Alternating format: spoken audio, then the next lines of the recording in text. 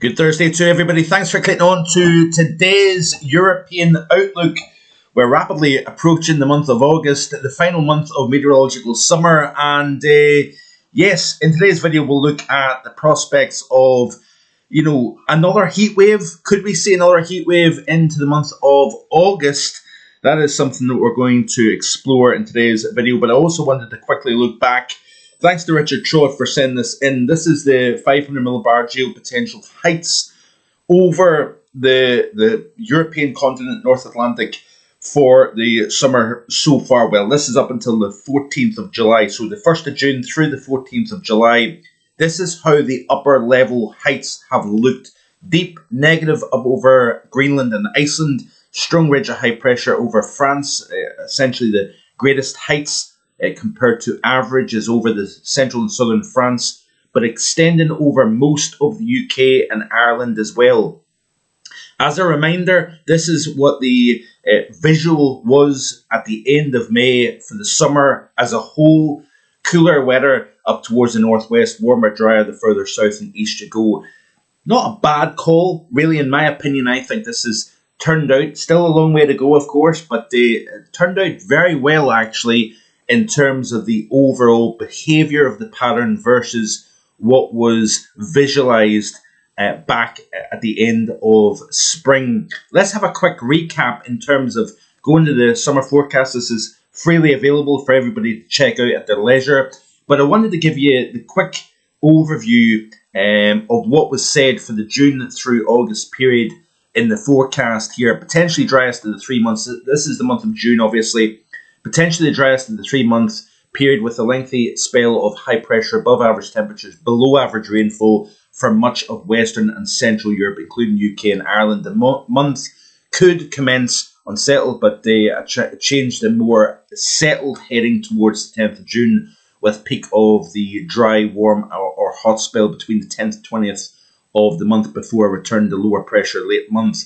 Near average rainfall for Scotland, Northern Ireland, Republic of Ireland, below average for England and Wales, and these were the max temperatures that were predicted. So these max temperatures were slightly below par for England and Wales, but very close.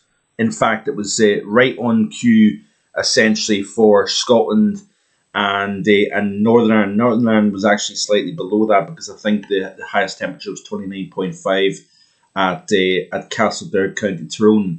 So not a bad call for the month of June, give or take. A couple of little discrepancies, but that's always going to be the case. Then as we go further out in time, obviously the accuracy becomes less, but this was what was said. This is obviously July, Another somewhat mixed month with back and forth pressure swings containing decent summer heat with a lot of warmer than average fuel in the surrounding seas. Thunderstorms could be lively.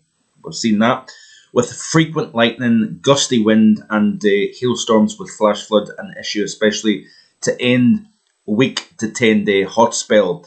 Now, the warmest, driest conditions of the whole summer came during the month of July for Ireland, Northern Ireland and northern areas of the UK. Obviously, the heat has been fairly persistent. The dryness has been fairly persistent across more southern areas of the UK. Cooler, wetter and windier for Scotland, Northern Ireland, but not without some warm to hot days. Obviously, we know what took place back the weekend before last.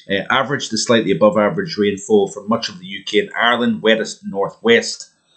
And what's quite interesting about that is we have seen an uptick in rainfall. Max temperatures 32, 34. Obviously, 35.8 was the temperature that we've seen so far. Hottest in England and the UK.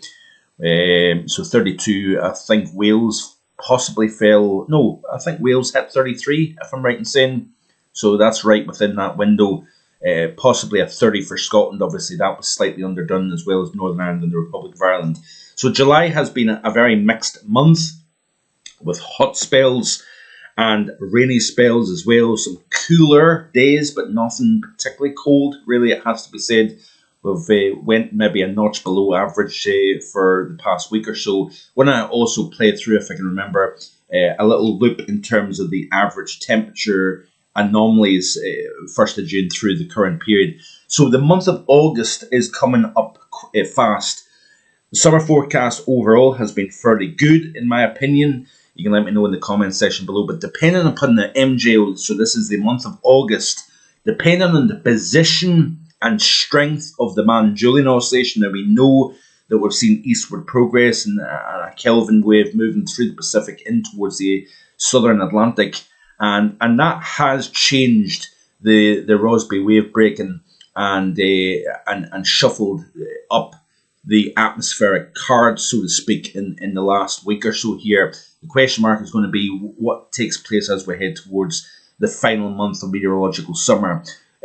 So it depends on the MJO position, strength, and tropical activity within the Atlantic. We could see a bit of everything in the month of August, with major heat surges and or a lengthy hot, dry spell due to the recurving of a tropical cyclone within the Atlantic basin. So tropical systems become more of a player as we head into the back half of summer and into the early portions of autumn as well, by the way, because obviously the peak of the hurricane season is around the 10th of September.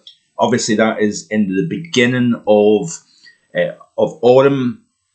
And what can happen is once you start to uptick the activity within the Atlantic, we start to transfer some of the heat in little small bundles of energy out of the tropics, subtropics, up into the temperate regions. That activates the jet, becomes more amplified. The overall pattern becomes more amplified, more flexible, and you can enhance low pressure over western areas of Europe. But also, we've seen this last August, I believe, if memory serves me correctly, we've seen this system moving northwards, engaging with the jet, creating this buckling and enhancing an area of high pressure over western areas of Europe. So tropical systems will become more of a player as we move into the second half of the summer season, early portions of autumn.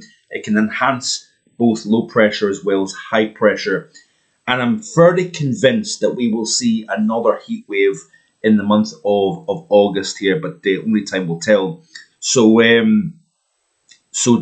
the potential of a lengthy hot spell due to recurving type tropical cyclone reinforcing high over Western Europe, but also lows generating unseasonably cool, wet and windy days. Now the problem is we've got a lot of warm water surrounding the UK and Ireland here, so I don't think we're going to get much in the way of unseasonably cool, but wet and windy, very much a possibility. My concern also is that we increase the level of water vapor within the atmosphere, and we could see some significant rain as well. Multiple episodes of localized flash flooding is a possibility into the month of August, even possibly September. Timing of the high versus low, impossible to say. Remember, this was written back at the end of May. But the average to below average rainfall for England, Wales, Southern Republic of Ireland, average to above average rainfall, Scotland, Northern Ireland, and the Northern Republic of Ireland. Max temperatures, actually the highest in terms of the prediction, 34 to 36 southeast England and the near continent, 29 for Scotland, 28 for Northern Ireland and the Republic of Ireland. The key points that were mentioned and written back at the end of May was warmer, drier spells compared to last year. Well, that is a given. Chance of hot and dry periods in each of the 3 summer months, potentially turning more unsettled through the mid to late season, which essentially we kind of have seen that. Long, hot, dry summer likely for much of Central and Southern Europe, wetter Balkans and the southeast, coolest, wettest Iceland, northern, northwestern portions of the UK and Ireland, and drier further south and east. That is what was said. We've seen a lot of fluctuation with the Azores European high this summer so far. There has been an adjustment to the overall atmospheric pattern as we've headed towards the past 10 days or so. We've started to lose that persistent high over western areas of Europe here to something more trophy. The core of the high has essentially shifted out into the Atlantic, and that has, and also we've obviously seen a heat dome over Scandinavia as well, generating some remarkably warm, persistent temperatures in the upper 20s, low 30s as well. The overall verdict was for a warmer than normal summer for much of Europe except northwest. Wetter than normal for Iceland, Scotland, Northern Ireland, Northwest Republic of Ireland, Southern Norway, Sweden, and Southeast Europe. Drier than normal for much of Central and Western Europe, including much of England, Wales, and Southeast Republic of Ireland. Warmer than average was expected across the majority of Europe, it has to be said. And I think we are going to see a warmer than average summer across pretty much all of the UK based on what I'm seeing at this moment in time. Wanted to show you this here real quick. This is the latest drought monitor, by the way. This is information out from the end of June. You can see here most areas away from that far western side of the British Isles here is generally in a drought watch or warning area. Alerts are the areas that are in red. So this is taking us out to the end of June. Obviously, we've seen the first 24 days of July. So this will be slightly adjusted, of course. And we have seen more rain in the parts of France, which has possibly dented this area over the north of France in terms of the areas of warning area. So just wanted to give you an updated view of this. This, by the way, is off CDAS. This is the 1 day 2 meter temperature anomalies. And starting off on the 1st of June, you can see here the fluctuation between something cooler to the north and hotter to the south. Obviously, this is the UK, Ireland, Spain, France, up into the Low Countries, Germany, Scandinavia, central areas of Europe, Germany, Poland, Alpine region, etc. Play through this loop. You can see here, this is the first few days of the summer. We've seen a little bit of cooler air moving in around the end of week 1 of June. Then as we played right the way through, the first whole week of June was actually slightly below average across the UK and Ireland. That extended into the first 10 days of the month here. We had a system moving in, bringing a refreshing cool down here. And then you start to see the heat building over Iberia. That was a mark of the first heat surge, heat wave to move up into the UK. Obviously, it was a 1 day affair across the far north and west of the UK, but a different story across the south and east of England here. Then we got into this more persistently warm regime, as can be seen here, all the way out to the 20th of the month. Then another surge of even hotter conditions compared to average came in. Look at the contrast between west and east over Europe here. So that was the heat wave number 1. Then it was followed by something a little bit less intense. Then the second heat surge came in towards the end of June. Again, Western Russia, Baltics, Ukraine remaining below average here. Then as we started the month of July off, very, very hot, 35.8 Celsius in the first day of July. That heat then lifted north. Look at Spain, look at France. Anomalies well below, above 10, 12 Celsius above average here. Then a little bit of a break in the heat yet again, and then another third surge of heat. We'd get another little lobe of colder than average, especially across France. So going from 10, 12 above average to 10, 12 below average here. So big swings in terms of the temperatures. And then the biggest heat surge of the summer for northern areas of both Ireland and the UK came into play around the 11th, 12th, 13th of July. Back-to-back 31 Celsius days in Scotland, for example. You don't often see that. And then we've seen this cool pool over central areas of Europe. Very hot northwestern France, Low Countries up into all of the UK. So this was the first real heat surge of the summer. Remember the idea that I had cooler weather with less hot surges reaching the north of Ireland and the UK here. So generally speaking, this has played out better than I even anticipated, if I'm being honest with you. So this was the heat surge that then seen a system coming in off the Atlantic. We eventually did see the drop in temperature over all of the UK and Ireland, but then this transferred that heat, that plus 15 Celsius at 850 millibars, up into Scandinavia. And essentially since then, since the middle of the month, the heat has never left the north of Europe here, as well as Iceland. 29.5 Celsius was recorded up into Iceland here. So the warmth persisted, seen 13 straight days of 20 plus Celsius here at Vogan Weather HQ. That is a new record, by the way, for the site.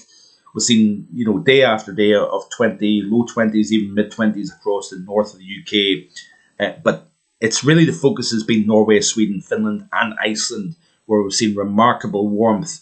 Then we eventually did start to see something a little bit cooler coming in, but the persistence of the warmth held on. Look at Scandinavia. That warmth just remained in place here. Then we started to see Spain, France, Portugal, Low Countries, Germany, with fresher Atlantic air, more in the way of thunderstorm activity, cloud cover, and fresher air. That has led to something a little bit less problematic for Iberia, northern Iberia, France, up into the Low Countries and central areas of Germany. So that is a kind of step-by-step 2-meter temperature animation of the summer so far. I also wanted to show you the kind of water temperatures that we're talking about over the Baltic Sea. This 10 to 14 day hot surge over Norway, Sweden, Finland, persistent heat, mid 20s, as a low base, mid 30s as a high base. We've seen the water temperatures within the Baltic Sea really, really warm up. So the gap there between, I don't know what the gap is, but between Norway and Denmark, we've got water temperatures of 23 Celsius, pretty incredible actually, and 22 Celsius all the way up towards the Arctic Circle of Scandinavia and Europe here. That is a pretty remarkable Baltic Sea. Obviously, it's all enclosed, surrounded by a warming land, so therefore those water temperatures do increase, perhaps more so than what they would do had these waters been connected with the Atlantic, the open Atlantic and currents and whatnot. But pretty incredible anyway to see this level of warming taking place. So that is that. In terms of the month of the rest of this month and into the month of August, I want to show you this here real quick. This is off the ECMWF high resolution 500 millibar geopotential heights. Now, play through the loop. What we've got going at the moment is generally high pressure. It's centered down towards the Azores. We've got this extension up into the UK and Ireland, but the troughiness, low pressure up towards the north of the Atlantic is running in a kind of west-northwesterly component, chipping away at this high. Then it's refocused down towards the Azores. Once a system moves eastwards, that high then has an open door to extend back into the UK and Ireland. Every time we see an extension back into the UK and Ireland, we'll see the temperatures warming up. Upper 20s tomorrow and Saturday is very plausible across the south and southeast of the UK with this temporary extension of the high. Then as we move towards Friday and Saturday, the next feature then runs over the top of the high, the dense, the pressure. We'll see the focus of the warmth and dry, sunny weather down across more southern areas of the UK. Then that feature then runs into the near continent, bringing showers, thunderstorms, and potentially some pretty severe weather. Then that feature runs eastwards into Europe. The next lobe of high pressure then builds in over the UK and Ireland, and we're generally repeating this process of high flexing between the Azores. Rather than being down towards Iberia, it's actually over towards the Azores. So this is the slight adjustment thanks to what's been taking place over the Pacific Ocean, sending this little atmospheric Kelvin wave across the northern hemisphere, reshaping, recasting the atmosphere to what we've had. But do we go back? Do we flex and like a rubber band? Does it return to its default position that we've seen during much of June and July? Or do we have a completely different pattern altogether? The tropics are going to be key to that. But what I want to draw your attention to is as we begin the month of August, now the GFS does not see this as much, but look at the building pressure up over the North Atlantic and Northern Europe here. Cut off lows, 1, 2, 3, cut off areas of low pressure beneath this heat dome that is developing over the north of Europe. This is an interesting development here shown up by the ECMWF model, and that's quite a strong anomalous high over northern UK and Ireland into Norway, Sweden and Finland, but these three cut-off lows across Central Europe, that is an interesting look.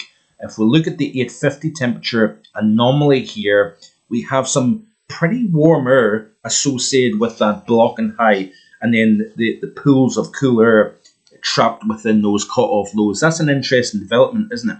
But if we look at the overview chart here of the ECMWF, see this centre of high pressure between the Azores and France. We've got features running around the top, the periphery, the northern periphery of that high. Then we see this little nose of high pressure building in. Next feature runs in, but then we start to see this pattern almost falling on top of each other. The high then builds over the top, forces a cut off, the divorce of steering flow underneath. Then these features kind of spin away, but this could be a fairly warm and thundery look. Saturday the 2nd of August, if we put on the actual 850 seen by the model here, got some pretty warm, buoyant air associated with this. Could this be the potential of the summer's fourth heat wave for parts of the UK? Possibly. But I want to show you this as well. This is off the ECMWF 500 millibar geopotential height anomalies. This is week 1, so this is Monday 28th through Monday the 4th of August. And you can see here the centre of the high generally over the UK and Ireland, but focused to the west of the UK and Ireland. Trough over the top, negative up into central areas of Europe. Weather systems running around the top of that area of high pressure. Watch what happens as we move into week 2. We start to see a more stretched out area of high pressure. This would force the jet further north of the UK and Ireland. Into week 3, the high is becoming more dominant into the west of Europe once again. So kind of returning back to what we've seen this summer so far. This is Monday the 11th through the 18th of August here. The following week, it shows high pressure generally in control. Now, if we look at the precipitation, this is week 1, largely drier than average actually. In the week 2, drier than average. Week 3, drier than average, with perhaps something slightly less dry up towards the northwest here. In terms of temperature anomalies, week 1 looks like this here, warmer than average across the UK and Ireland. Look at the Central Europe, below average. Week 2, week 3, warmer than average. You're actually increasing warmth as you head into week 2 and week 3. I think we are going to start to see, as we get deeper into the month of August, the high pressure becoming more established yet again across the UK and Ireland. I do believe we will see at least 1, possibly 2 heat waves into the month of August. The thing that's going to be important is the Madden-Julian oscillation. Now, there is indications that the MJO is going to try and park itself over the Pacific, which means that we've got the rising motion within the Pacific, subsidence in the Atlantic, and that has been essentially where the MJO has been positioned this summer so far. And this summer so far has been this. Generally, the high over Europe, trough up towards Greenland and Iceland here, based on the MJO being in the Pacific, East Indian Ocean, Pacific, maritime continent, strong subsidence over the Atlantic basin here. That would likely suppress tropical activity within the Atlantic basin. So therefore, you're not going to have as much outside forcing to reshuffle the pack in terms of the atmosphere over Europe here. So certainly these are the ideas that I've got going. Warmer, potentially drier than average, but further north, again, up towards the north of Ireland and northern Scotland. Always warmer, drier the further south you go. So I'm pretty intrigued to see how this pattern plays out. This is the latest visible satellite imagery here. Plenty of messy conditions across northwestern mainland Europe, UK and Ireland here. Lots of cloud cover, weather systems moving in. There's a frontal system approaching Ireland and the UK. Ahead of that, we are going to see the warmth building. In terms of precipitation, we've got a few showers across the northeast of Scotland, southeast of England, perhaps some of them lively with the thunder, lightning, and some localised downpours associated with that as well. Into the near continent as well, we've got plenty of showers and thunderstorms here. Looking at the lightning activity, quite an active Europe, as can be seen in this chart here. And in terms of current temperatures, still warm across Norway, Sweden and Finland. something fresher, UK, Ireland, and into much of France, Low Countries and Germany. Really, these temperatures are not bad as we head towards the peak of summer temperatures. And again, even across southern Iberia, mid-30s is pretty much a given at this time of the year. The real heat, southern Italy into the Baltic region, Greece and Turkey, seeing some pretty hot conditions at the moment. Finally, looking at the UK temperatures, you can see here that we do have some low 20s through the central belt here, which is not too bad. Much fresher the further north and west you go here, only 15 up in Loch Liscarnock. Then as you head towards the heart of England and Wales, you're generally upper teens to low 20s. We've got actually the warmest temperatures down towards Exeter, Devon, 23, 24 Celsius. Not too bad here. Where you've got the showers and some potential thunderstorm activity, 17, 18 in East Anglia, heading into the eastern side of the capital. Looking at earthknowschool.net here, this is an area, this is steering winds, by the way. I believe it's at the surface, but you've got the very distinct Azores high showing up right bang slap over the island archipelago. That's exactly where it lives, and it's pretty much centered right over top of the Azores. We've got the winds on the eastern flank, fairly brisk blowing between the Azores and Iberia, down the western side and northwestern Africa, through the Canary Islands here, Madeira. Winds are blowing around the island of Madeira and through the Canaries, all the way down into the tropical Atlantic, and then they become the trade winds that blow towards the Caribbean and Central America. We've got a few features to speak about through the subtropical Atlantic here, a couple of troughs to speak about. Deepest area of low pressure, one of the deepest probably in the northern hemisphere, resides just to the southeast of Greenland at the moment here. Strong winds in the southern flank of it, and you can see that frontal feature heading towards, edging towards the west of Ireland here and northwestern Scotland. It's as this feature moves further east, we're going to see a disturbed setup here, Northern Ireland, Scotland, Northern England. The warmth will build temporarily over the south and east. We could be getting into the high 20s over the next couple of days, and nothing really to speak much about. 10% chance of a feature just off the south of the Mississippi and Alabama. We've got this elongated, stretched out area of low pressure that has a mere 10% chance of development over the next 7 days. So all quiet in the East Pacific, Atlantic, Indian Ocean. A couple of features over the West Pacific, but not much to write home about. I think that is it. I think I've waffled on plenty today. Hope you've enjoyed what you've seen. Hope it's been useful to you. And like, share, and subscribe. I'll see you tomorrow with more. Bye for now.